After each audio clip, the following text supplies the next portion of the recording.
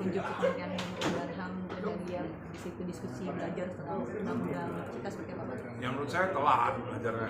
Dia belajar hukum kepada menteri yang notabene Gerindra ya. Dia telat, harusnya belajar kemarin. Sekarang Gerindra berkuasa, telat aja gitu. Menurut saya sih begitu.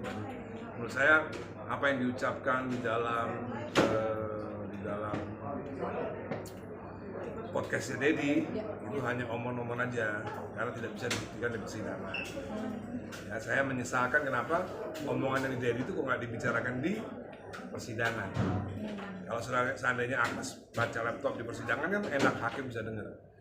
Dan kalau di podcastnya Deddy itu cuma omong-omong karena omongan yang tidak ada buktinya. Kalau di persidangan, Pak Hakim, saya sudah bayar royalti Pak Hakim, ini buktinya. Silakan Pak Hakim dilihat, semua jaksa melihat, semua pengacara melihat, oh ya benar. Gitu.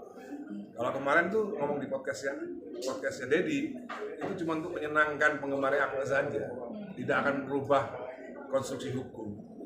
Penggemar Agnes seneng kan, karena seolah-olah Agnes pinter, karena yang dibacakan Agnes itu undang-undang yang meringankan dirinya, undang-undang yang memberatkan nggak dibaca. Misalnya pasal 9, jelas tanpa izin itu jelas. Kalau mau nyanyi harus pakai izin, pasal 9. Jelas pasal 113, apabila tanpa izin dikenai denda 500 juta per 1 bulan. Hari ini kan penyanyi-penyanyi juga udah pada diundang ke Kemenkumham, kata dari Kemenkumham sendiri katanya semua pelaku musik juga akan diundang dari Pak Ade sendiri, mungkin ada undangan atau mungkin dari. Ya kalau kita sih akan mengundang ya, Kita pengarang lagu mengundang pada penyanyi-penyanyi. Oh, akan ada pertemuan. Yes. Pak De, munculnya ada visi sekarang bagaimana Pak De? Visi dari dunia musisi. Ya, visi itu misinya apa saya nggak tahu. Karena visi itu mau ngapain? Kan tidak ada undang-undang hak menyanyi.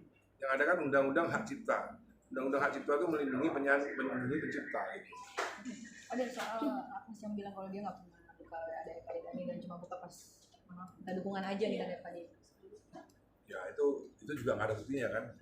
Ya kan kalau ngomong di pengadilan kan enak, ini ada buktinya nih. Gitu. Jadi ya menurut saya itu omong-omong aja, semuanya omong-omong aja. Kalau minta pendukungan sih sebenarnya apa hubungannya di podcast kok ngomongin dukungan gitu. Saya minta dukungan ke siapa saja. Ya kan? Ariel ngasih video ke saya. Raffi Ahmad ngasih dukungan ke saya. Deddy Corbuzier tidak saya mintain marah-marah. Kenapa lu nggak minta dukungan gua? Gitu, lu nggak suka sama gua? Gitu, tadi bilangnya gitu. Lupa deh, gitu. Sama teman biasa, minta dukungan biasa. Nggak perlu diomongin juga sebenarnya gitu. Tapi untungnya Agnes nggak bikin video. Coba kalau bikin video, pasti tuh kan, tak pilih kan, pasti gara-gara video saya. Gitu. Ya kan? Ada nggak sih Pak Dhani yang mau disampaikan buat Agnes nih dan pengen hidup baru? Mungkin ada pesan nggak? Susah sih kan dari kemarin dari Agnes tidak menganggap manusia pengarang lagu yang namanya Ari Dias. Dari situ aja menurut saya Agnes bisa dia bikin Agnes dapat job nyanyi segala macam kan salah satunya karena lagunya Ari Dias itu. Kenapa nggak ditemui Ari Dias dari awal? Disomasi kan? Bahkan di pengadilan pun dia juga nggak datang. Malah datangnya ke podcast bela diri ketika itu juga vonis salah. Tapi yang katanya sebagai tumbal itu gimana? Nah itu omong-omong aja, nggak ada buktinya. Semua omongan Agnes yang di podcastnya Deddy itu cuma omong-omong, nggak ada buktinya semuanya. Makanya kenapa nggak dilakukan di pengadilan? Karena di pengadilan itu nggak ada bukti, harus ada bukti.